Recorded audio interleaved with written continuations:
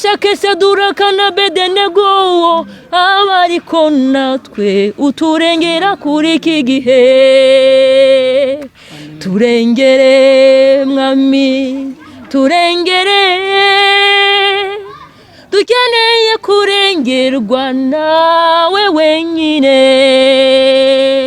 turengere urashoboye turengere urakiza dukeneye kurengerwa nawe wenyine amina.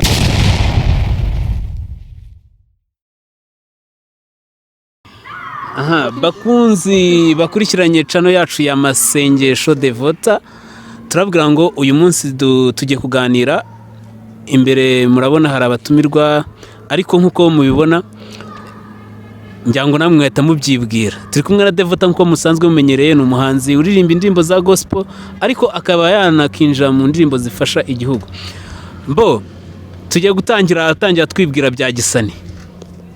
Murakoze cyane. Amazina yanjye ari kwiranga muntu niswe n'ababyeyi ni Devote Masengesho. Izina ry'ubuhanzi ni Maombe. Ubundi Maombe ni Masengesho mu Giswahili. Maombe agiye kutubwira nyine ibya tukubitira kapera nyine twumva. Nose hano turi kumwe n'umubeka wawe, ashobora kukubekinga cyane atakubeka. Numvisha muri kuririmba akaririmbo karamfasha. Mwana gasubiramo gatonya tukakumva. Ubusanzwe ndirimba indirimbo z'Imana, gospel music. Muri Imana siraririmba. Yego, ni indirimbo zaririmbiwe Imana. Yego. Hanyuma nkakora n'indirimbo zisanzwe, nk'ubu hari indirimbo maze iminsi turi gutunganya kuri channel murayisangaho, ni audio, ntabwo turakora video ariko ntabwo turayishira ariko turimo turayikora. Yitwa RPF hora ku isonga by Maombe. Hari izindi ndirimbo mfite z'Imana ziriho nkayihangane. Hari indiriho yitwa Turengere Mana. Mu minsi iri imbere muraza kubona n'indirimbo yitwa Kubabara ntabwo bihoraho. Ni muri urwo rwego rero tubashishikariza gukora subscribe, share, comment na like kugira ngo dukomeze impano. Niba mudushyigikira bitubwire, niba ibyo dukora ari byiza mu bitubwire kugira ngo dukomeze tugere hahandi tuzamuke. Ese Maombe utangira ibijyanye n'umuziki cyangwa se utangira kwinjira muri gospel, wabitangiye ute, byakujemo bite kugira ngo wumve utangiye kumva wiyumvishijemo ko nawe uri umuhanzi ushobora kuba wahimbaza Imana cyangwa ukayiririmbira? Natangiye gukora umuziki 2012, ariko mbere yuko ntangira kuwukora ndi umwana mutoya cyane. Nakuriye muri korali, nari na dirigente wa korali y'abanyeshuri. Nyuma korali z'abana nazo nazibagamo. Nyuma ngenda nkura nza kuba umuhanzi ku giti cyanjye. Ubwo nigaga muri Institut Saint Aloys de Kibungo, nibwo naje kuririmba mba umuhanzi wahize abandi mu karere ka Ngoma muri gospel music. Icyo gihe bampembye kunkorera indirimbo, aribwo nakoze indirimbo yitwa Ihangane by Maombe. Nkomeza kubera ubushobozi namwe bw'abo mwana ukirangiza kwiga ntibiba byoroshye, ndabibika. Igihe kigeze mu minsi ishize numva impano ngiye yaje, ntangira kujya muri akayi nanditsemo indirimbo, ntangira kugenda noneho za ndirimbo nanditse nkiri mutoya, ubu nibuzo ndi kugenda nshyira ahagaragara naramaje kuba umuntu mukuru. Uramutse umajije gukora indirimbo, utangiye kuririmba, ese muri society nyarwanda bakwakiriye bate? Ese mu rugo iwawe nkuko tubizi ko mu buzima busanzwe uri umudamu ufite urugo, byakiriwe bite? Umugabo yabyakiriye ate? Umugabo wanjye yarashyigikiye kuko n'ubundi twabanye abizi ko mfite impano yo kuririmba, ariko nkamubwira ko nigiye nikigera ibindi mo nzabishyira ahagaragara. Ndabikunda kuririmba ni byiza, biruhura umutima, bituma umuntu ahora yishimye. Wari uzi ko nta muntu ujya uririmba ubabara? Hari ukuntu uba wababaye wumva utameze neza ugashida ukuririmbye bitabirangira.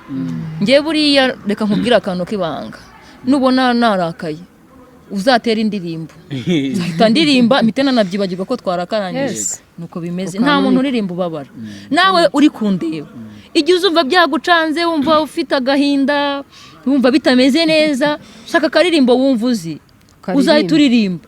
uhita uruhuka mu abenshi mutima. bajya baririmbira na tara zabo ngo zibonekera muri dushe ako kantu niko we inspiration zagufatiye he? Yewe impano yanjye hari ishobora kuba itandukanye n'izindi kubera ko najyaga ndyama nkarota ndirimba, nabyuka nkibuka indirimbo naririmbaga nkayandika mu ikayi. Izo ndirimbo zose mfite nuko nazanditse, ariko nk'ubu ngubu ngeze ku rwego umuntu ambwira ati ririmba ku kintu runaka nkakiririmbaho kandi ntabwo bijya bingora. Ni impano indimo imbamo, ni amahirwe y'impano Imana yanyihereye navukanye. Ibumoso bwanjye ndi kumwe n'undi mutumirwa, ngira ngo nawe wenda ntabwo twiye tumubaza byinshi bigiye bitandukanye, ariko nawe aratangira twibwira kugira ngo n'abakurikiranye channel ya Devota kugira ngo babashe kuba bamumenya, bamenye uyu muntu ni muntu ki. Murakoze, nitwa Umutesi Ndekezi Marceline, ndi umumama w'abana 2 n'umugabo umwe. Murakoze cyane. Ese ndabaza Mahombe, uyu mumama mwamenyanye mute, byatangiye gute, cyangwa se mwariganye mu buzima busanzwe cyangwa mwabanye mumaje kwinjira mu muziki? Urakoze cyane. Uyu mama ni umuntu ntajya mbasha gusobanura, ni umuntu w'ingenzi mu buzima bwanjye, ko mufata nka muramukazi wanjye. Mufata nka muramukazi wanjye, ko twamenyanye tumenyanira ahantu twese twarashakiyeyo abagabo. Hanyuma rero turaturana, igihe kiza kugira turakomeza kubana, tuba inshuti, amfasha muri byinshi, nanjye nkamuba hafi, kugirana n'isaha turacyari umwe, kandi yambereye inshuti y'umumaro. Okay, tugarutse ku muziki wawe rero umaje kuwukora, kuri ubu ngubu wenda hari ikintu kwinjiza, cyangwa se hari uburyo ki ubasha kuba wawukoramo ukaruhuka, ufite na target wenda ya business no mu bundi buryo? Icyo nifuza ku muziki cyangwa se wenda icyo mfasha, kubera ko urumva ko narabikoze nkiri mutoya, mpita mbireka mbishira aho ngaho, ubushobozi butaraboneka. Ariko igihe cyarageze numva ko ngomba kubyutsa impano yanjye. Ejo naza abantu ntakiriho, n'abana banjye bakabona ko bari bafite mama wabo ufite ibintu akora, cyangwa se nabo impano zabo zasa n'izanjye bakavuga bati na mama yarabikoraga. Ikindi nshishikariza n'urubyiruko ruri hanze, niba wumva ufite impano yawe yikoreshe. Impano yawe wipfukirana, yikoreshe, kuko wasanga impano yawe yagirira benshi umumaro. Iyo mpano yawe ishobora gukomeza abantu, ishobora kugira umuntu ayimuvana ikajya naho imugeza, igihe cyose iyo mpano ufite atari mbi, ahubwo ari impano nziza. Ntabwo mvuga ngo abantu bose bafite impano, kwa n'impano usanga atari impano zagira icyo zifasha abantu, ariko impano yatuma ikomeza umuntu, igatuma hari icyo ugaragariza abantu, iyo mpano ntuzayireke, ni nziza yikomeza. So niko mbyumva. Nuko byumva. Umaje gukora rero umuziki, umaze kubona ibintu bimeze neza, kuri ubu ngubu ufite indirimbo zingahe, niba atari ibanga cyangwa se niba utazibuka uratubwira, ariko niba uzibuka ni zingahe? Indirimbo mfite zimaje gukorwa, zimaje gukorerwa audio ni indirimbo 3. Hari n'izindi zikiri muri studio, hari n'indi iriya ya RPF ndimo gukora, ndikorera umuryango wa FPR, ndi gukorera amashusho.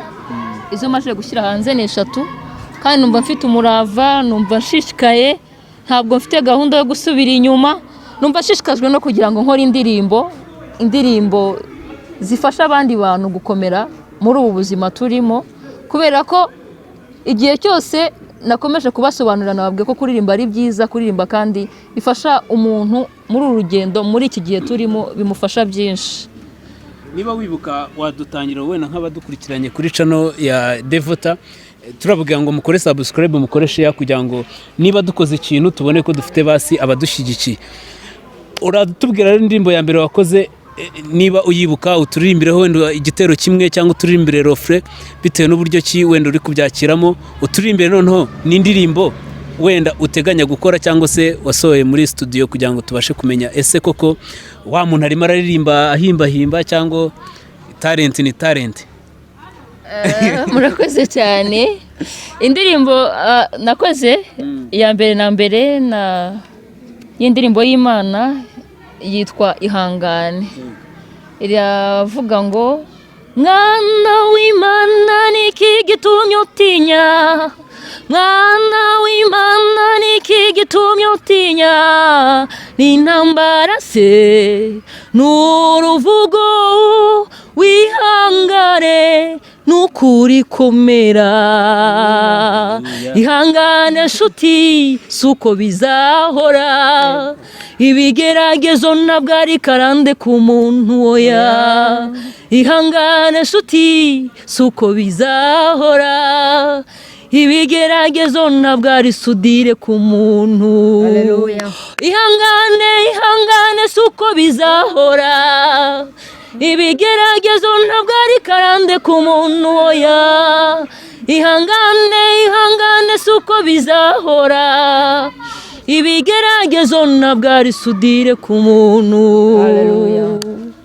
Iyo niyo ndirimbo nakoze nari ntangiye gufashwa nanjye nari nagiye kujya mu mwuka. Iyo niyo ndirimbo nakoze mbere. Thank you. Nziza indirimbo cyane. nziza zino kuririmba niba cyo usanga bafite ijwi ryo kuba baririmba aho hantu uri kuzamukira.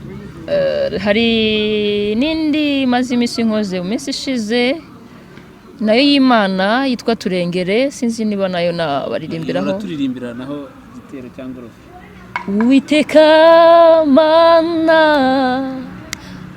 ya Isiraheli uri Imana ni wowe Mana wenyine iturengera. Uwiteka mana ya Isiraheli uri Imana ni wowe Mana wenyine iturengera. Muri iyi si duhura ni bikomeye, muri iyi si duhura n'intambara n'amakuba, tukababara tukagira agahinda kenshi mu mitima, ariko twizeye ko ari wowe uturengera. Mana nk'uko warengeye Abisiraheli bageze ku nyanja ubacira inzira, Mana nk'uko warengeye Meshaki Saduraka na Abedenego, ariko natwe uturengera kuri iki gihe. Turengere mwami, turengere, dukeneye kurengerwa nawe wenyine. Turengere urashoboye, turengere urakiza, dukeneye kurengerwa nawe wenyine. Amina. Nakubwira muntu wowe wumva umeze ukuntu kugoye, wihebye, ubabaye, genda wicare iwawe usenge, uririmbe, ubwire Imana ikurengere kandi izabikora. Nzi neza abantu benshi Imana yagiye irengera, uyu munsi bakaba bavuga ubuhamya, bavuga ibyiza by'Imana yabakoreye ikabarengera. So hari indirimbo nakoze ya RPF na Abanyarwanda murabizi ko RPF ni moteri. RPF sinzi uburyo nyisobanuramo, sinzi uburyo wisobanuramo, ariko icyo nzi cyo RPF kuri twebwe ni ubuzima.